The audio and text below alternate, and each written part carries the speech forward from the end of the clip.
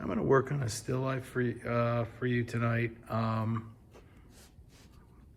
What it is it's a animal skull, which I think will be interesting to draw.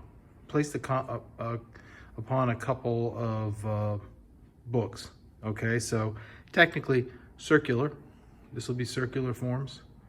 Okay, and then the books themselves will be, you know, my cube shapes. I have two of them. I'm just going to put the animal skull back over there where I can see it. And then I'm going to begin a little bit of a gesture to start this off. So I wanted to explore cross-hatching and hatching for you guys tonight.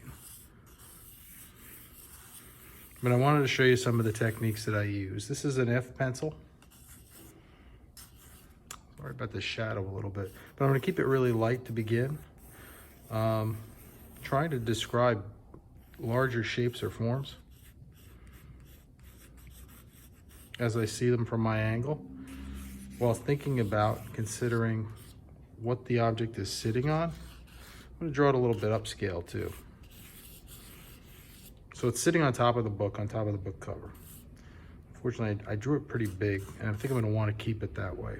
But I'm going to use techniques of hatching and cross-hatching that basically follow the form. They will go in the direction of the objects that are presented. This is kind of an oval, almost like an egg shape.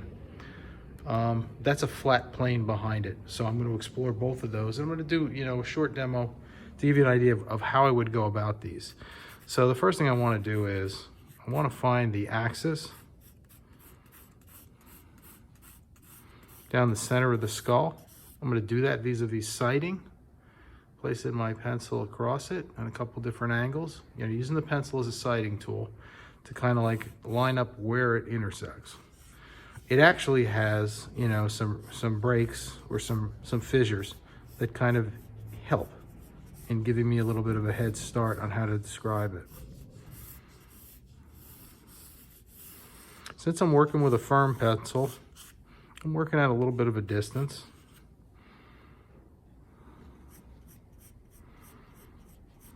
I'm going to start to add some value to it. Notice how I make my strokes. They're not perfectly straight. This is called following the form. I know the shape is curved. Okay, it curves back around. And because I know the shape curves back around, I'm basically taking a line from here. This is the edge, and I'm just continuing it in a series. The tighter I get with it, if you see that echoes that echoes that echoes that echoes that.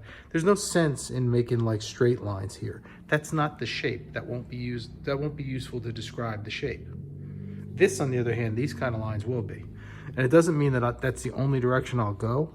I can make subtle alterations in it if I choose, where things get darker, where I think there might be a second plane where it goes.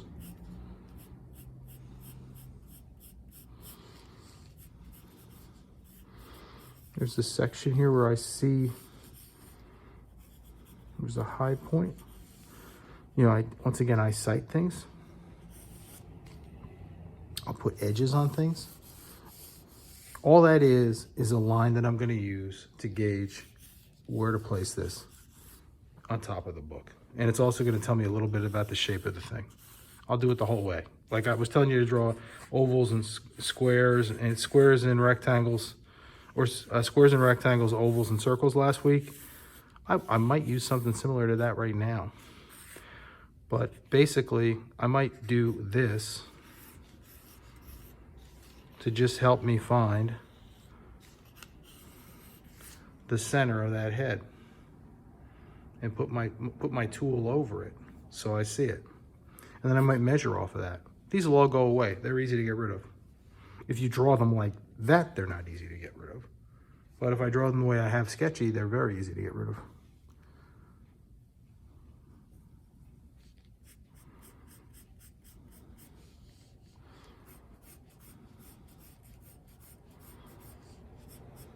I am resting my hand a little bit on the paper.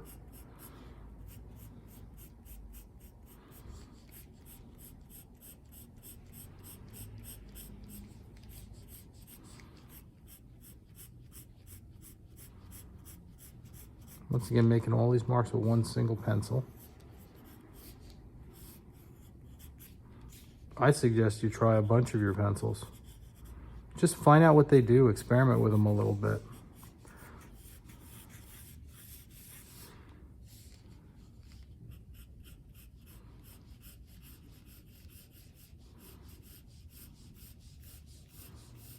Once again, this talks to the edge of the form.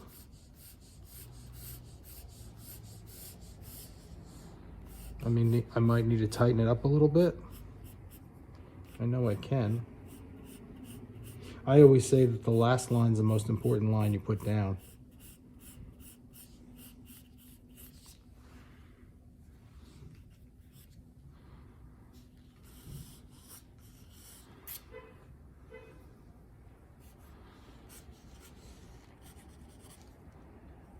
Once again, sighting.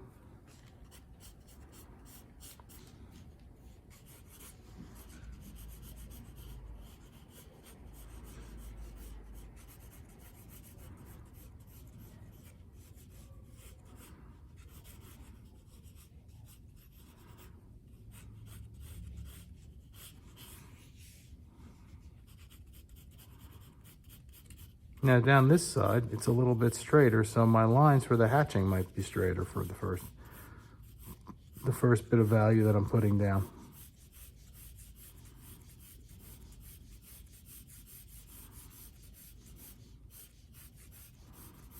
If I want to protect the drawing a little bit as I make it, you can do it a lot of different ways. I'm just going to put a paper towel down so I don't move my hand over it and don't get the grease from my fingers on it. I'll just move that around a little bit as I go.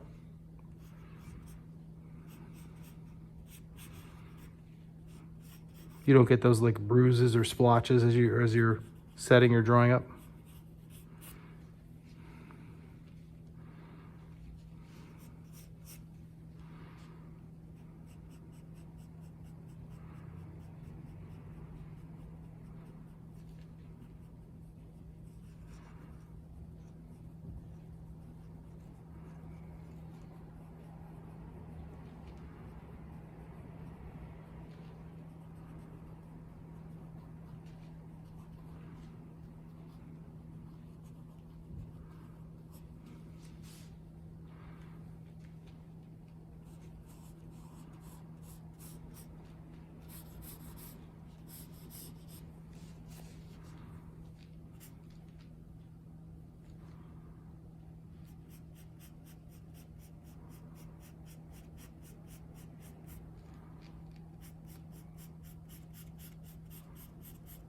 And the skull's medium beige.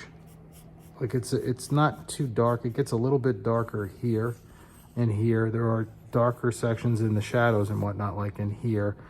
There's a spot where you can actually see through to the book. That's going to be one of the darkest values I have. The shadow travels back and out, makes it a little bit darker. Back across the book cover.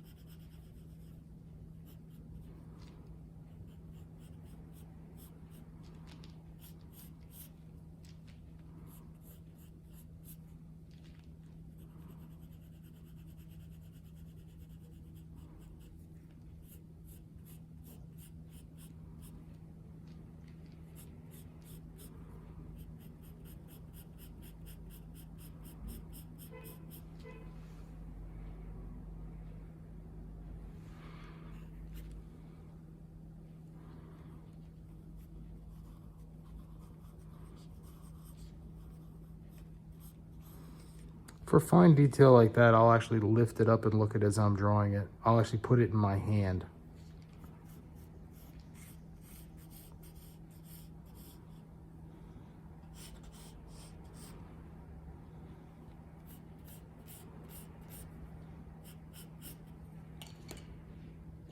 I'm gonna switch my pencil now. I'm gonna try 5H. You can hear the difference. It's a medium dark pencil. Makes a really fine line.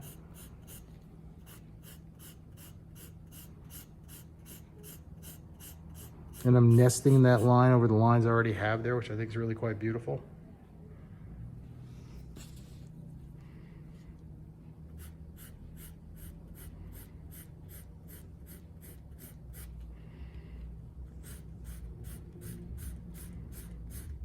But you see how all my lines kind of line up with the edges of the form. That's where I'm gaining. It's like a globe, where a globe has you know, one axis going this way, one axis coming around that way.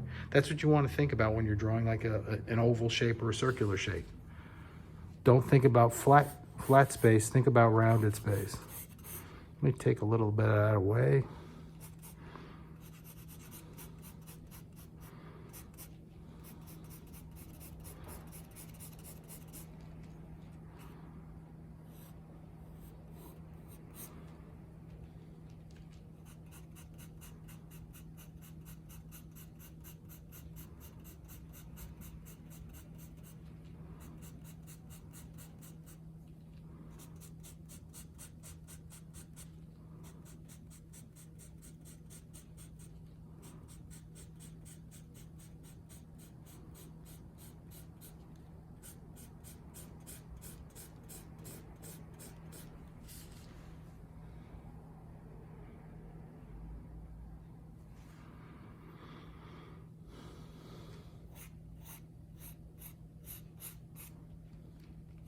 This will be, I would term this a complex form, especially since some of it's gone missing. Like when I found it, it was a little bit broken up.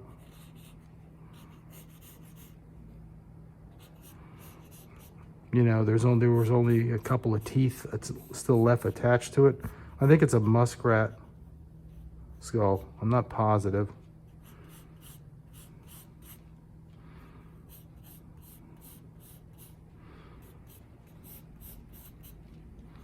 I'm gonna switch to a slightly darker pencil too.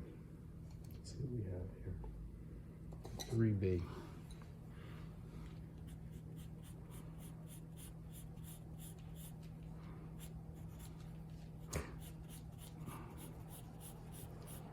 I might change my direction a little bit. Be straighter and flatter with it.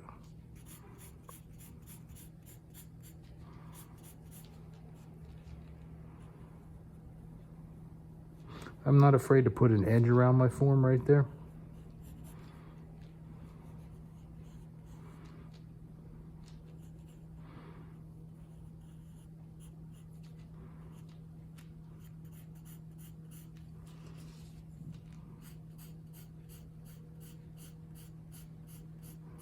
I'm even drawing across that just to make it a mark that I want. Rather than try to stop it, I'll go beyond it and then erase back from it if I need to. And I will.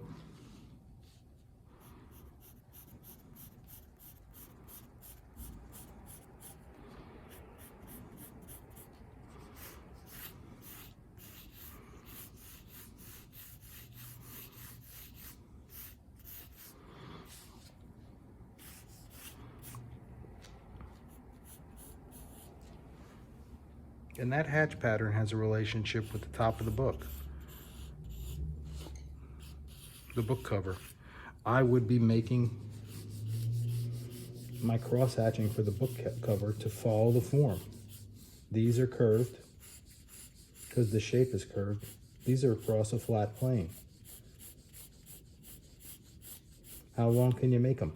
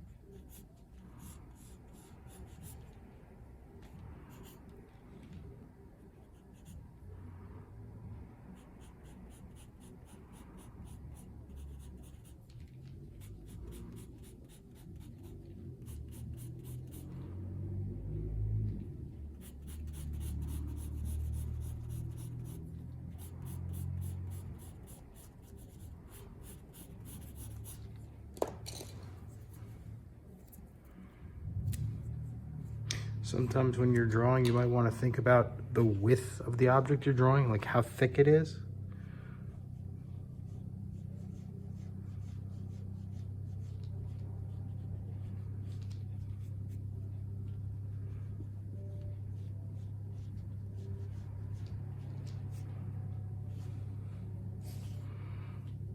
Or you may want to pull some of the graphite to make it a little bit smoother transition, especially where it's in shadow. You want to take a harder pencil, put that line back on where you just erased it. You know, give it back its edge. I took all the serrated stuff out, but now I want to take the edge and put it back.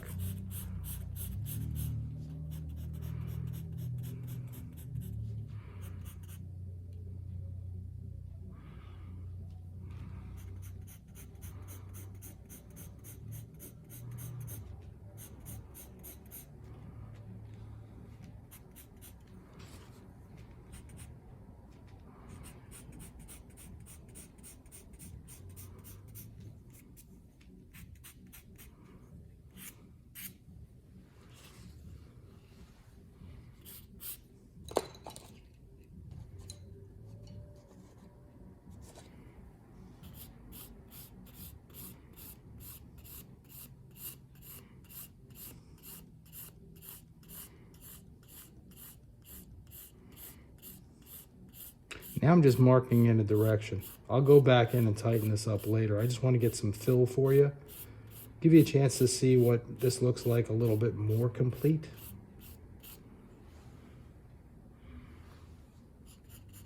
The shadow is cast. Back over here, I might put that form in. I already have a bigger form for it. It looks like there's more than one light source.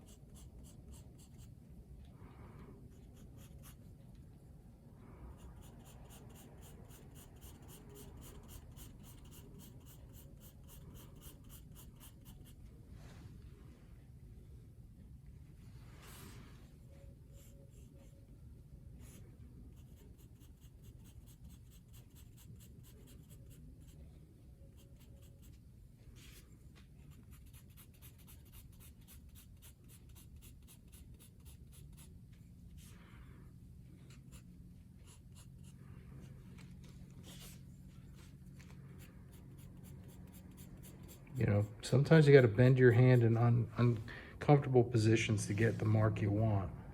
It's starting to look pretty good.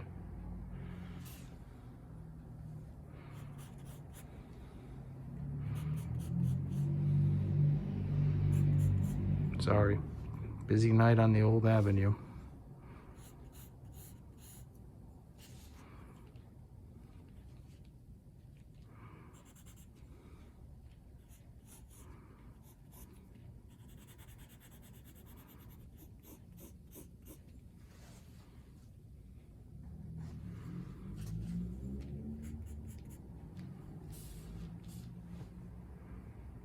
So that's how I'd kind of lay one out. I apologize for not giving you more. I'm going to give you a little bit more of the book right now. So this is the edge of the book, the ribbing. And I was making my marks with the book going this way. Really pulling the strokes out a little bit, getting comfortable. Now I'm working standing up. Book's binding goes that way. It's also a little bit curved, so I might actually start making a mark like that. And I'd start overlapping that mark as I go down it to where it ends, which might be around here. It's actually cloth, so I can see a little bit of the texture that I'm trying to draw. So you've got a plane going that way, a plane curving down this way, and then you've got an oval shape on top of it.